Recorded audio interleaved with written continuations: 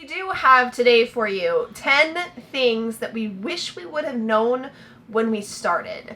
Or really, it's not that we have any regrets, but these are things that we just couldn't have known when we got started and first hit the road. So if you're brand new to the RVing thing or you're thinking about going full-time, stick around because you might want to know. This is specific to our situation and our story, so we hope that you enjoy it.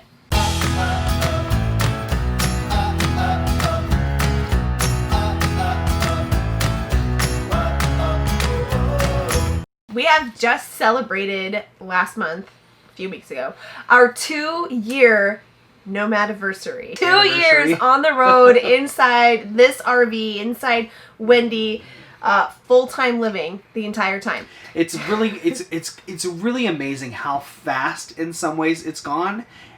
And how slow in some ways it's gone too. Yes. I mean, we said as we were starting out that we were only going to do 2 years. That's what we promised all the family. We said 1 year. Well, every time I said 1 to 2. Yeah. I always said 1 to 2. But we meant 2. I always meant 2. So here we are. We're 2 years. I guess we're done, you guys. Sorry, it's been a fun run. Thank you.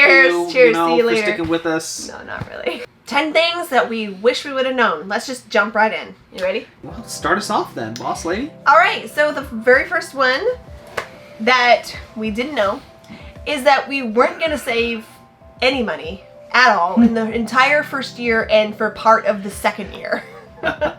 We were so kind of naive that we really thought when we purchased Wendy in cash that we would, with John's extra income and saving money, that we would replenish that into a savings account after the first year.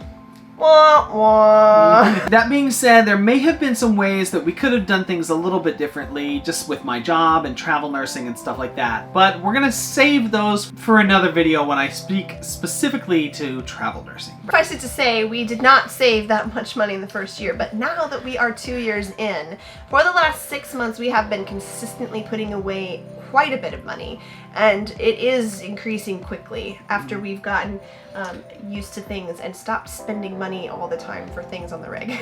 Well, just like anything, there's always a learning curve. Yeah. I mean, and especially for like saving money, boondocking is the biggest curve. Yeah. Okay, I totally wish we would have bought the ICEMAKER like at the second week. Yes. Like, I don't understand why we waited so long for this ICEMAKER. It is the greatest thing. It's amazing. It is the greatest thing ever. Since sliced bread, I mean. Yeah, it's so nice to be able to awesome. come home and have ice after so long. Now, you know, absence makes the heart grow fonder, and we went 1.5 years without ice in this family. Almost so, 2 whole years. Almost 2 years. We've only had the ICEMAKER for like a couple of weeks, maybe a month. It sits on our counter right now. We are trying to think of another place for it because that was the whole. It's big and bulky, but it's totally. That was the whole thing, and that was the whole thing we didn't get it for, was because we didn't want it to take up space on our countertop. But let me tell you, ice in the middle of the summertime can't be beat. The next one is the outdoor kitchen. And if you saw our video in the very beginning of our travels about how we chose our rig, you can check it out up there. One of the driving factors was it had to have an outdoor kitchen. You know, we settled with a smaller one instead of getting one of the gigantic outdoor kitchens. Honestly, we don't use it. We use the fridge, and it's a great storage space. We use the fridge a lot, and I wouldn't mind having a larger fridge out there. It works really well for us because we have a lot of room for the kids' stuff because of the smaller outdoor kitchen size. Right. But yeah, I mean, right now it's kind of a catch-all. That's where the Blackstone goes, but I think I can maybe count, I don't know, maybe 5-6 times in memory in 2 years where I have actually pulled out those burners and used it. And we mentioned it in a video before when we were at the beach that we were going to remodel that outdoor kitchen, and that's coming. It's still coming. We just haven't done it yet, so there'll be a video on that someday. Yes. I wish we would have gotten into boondocking sooner, but the catalyst for that was really, truly buying the generator. There's a lot of trepidation when it comes to it. How am I going to do it? How, you know, and there's this big hill that you look at from way down here and you're like, oh, way up there, that's the boondocking hill. That's you know, that's where you can go. But it's a climb, and it is a climb. There's a learning curve to it. But man, once you're at the top of that hill, the views are fantastic. Yeah. because it opens up so much more. We're saving a ton of money. Now, there's, you know, the initial cost for that stuff. It comes up. But the generator really did open that door for us a lot. Homeschooling is not as hard as I thought that it was going to be in the beginning, but I was really, really nervous about it. I was struggling because I wanted to stick to it exactly, and I was trying to make it look like public school inside our RV. Yeah. And it was a terrible Which you can't transition. do. So I wish I would have known before I got started that I didn't have to mirror public school. But I do think that is kind of a growing thing. Yeah. That you can't really expect to know right off the bat. As a lot of the people out here have probably found out, unfortunately, due to COVID homeschooling is not That's not the like same either. homeschooling. No. Yeah. And if you need some information on homeschooling or road schooling, you can check out this video up here. I feel like we did a pretty good recap of how we did school and our results from homeschool. I have definitely become more unschoolish, which I thought was a dirty word when I first started. I thought unschooling, that is completely wacky, and so I've come a long ways. I'll just put it there, and we'll talk homeschool and unschool later. If you have questions or want to know more about that, tell me in the comments, because I'd love to make some more content about that. We thought for sure we were going to do all this camping, and we were going to go all these different places, and so we loaded up like tons of camping gear. I would still like the idea of tent camping, but for Kristen, it's changed even more so. How did you put it earlier? I could see myself camping in a tent, backpacking camping. Like, that sounds like real camping to me. But if we're gonna drive somewhere, I'm not interested in car camping anymore. It's over for her. If we can drive somewhere, we can surely drive the RV there. We can bring the rig.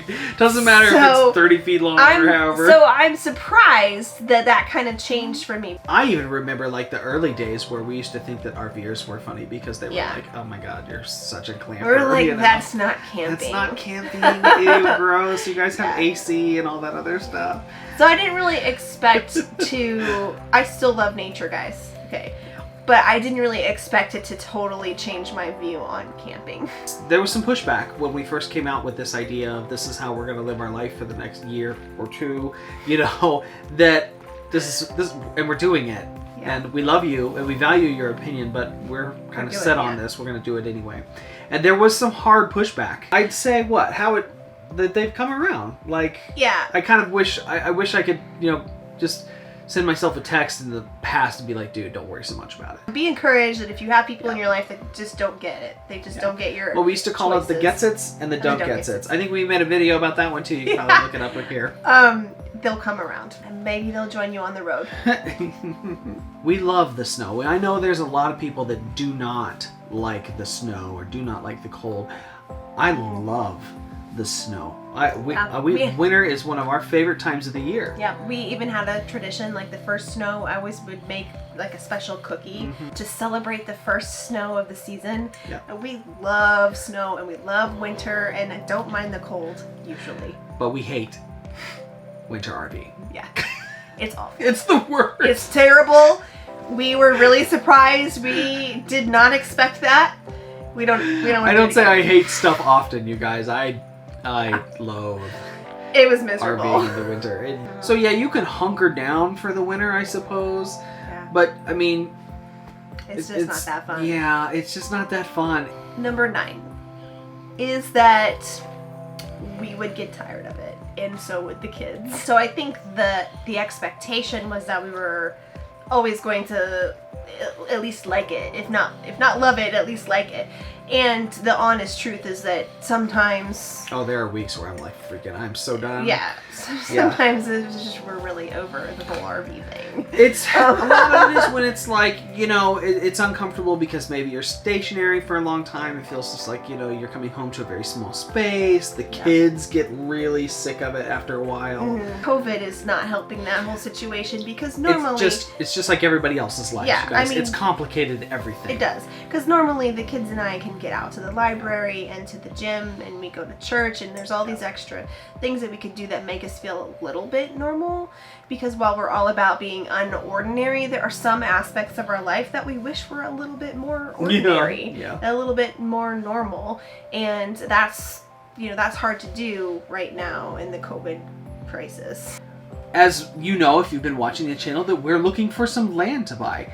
And there's steps that we're taking to change some things a little bit.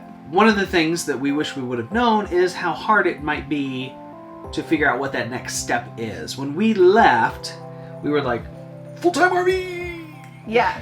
For one, and that was it. Maybe 2 years. One or 2 years. But then what? We dedicated 100% to this, and I don't regret it. No. But we did. Like, this is home. This is our home. Yeah. You know, we don't have another place somewhere else. It's just that we kind of wish we had known, had a clearer picture in the very beginning of what it looked like when we were ready to not be traveling all the time in the RV. And I mean, like we said, we're not quitting. No. Part of it's because we can't. I mean, if I'm being really honest, it's just circumstantial with the type of job that we have and the situation that we're in right now. I don't think we realized how difficult it would be to proceed to the next step, whatever the next step was when we hit the road. Yeah. So. But there's some really cool stuff coming, guys. Yes. We're in a little lull, but I promise you we're climbing that mountain right now. Yeah. Yeah. Pursuing one of the next big dreams. I think we're about ready to wrap up here, and we are sipping on our decaf coffee.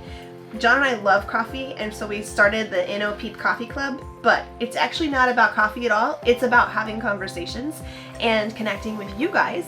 So if you're interested in becoming part of the NOP-EEP Coffee Club, you can check that out up here, and it's really simple. It's like $5 a month, and you get a welcome letter and a little NOP sticker, and part of our Facebook like inner circle group.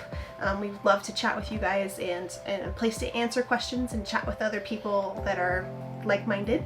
A little more one-to-one time too. Totally. Yeah. So we'd love to have you. And with that, I think we're going to wrap it up for tonight. Well, thank you guys again for being here. As we always say, hit the thumbs up. That helps the video a lot. Leave a comment below if you're new so we can welcome you to the channel. Notification bell, and of course subscribe as always. Yes. Well, we'll see you out there. We're so cheesy.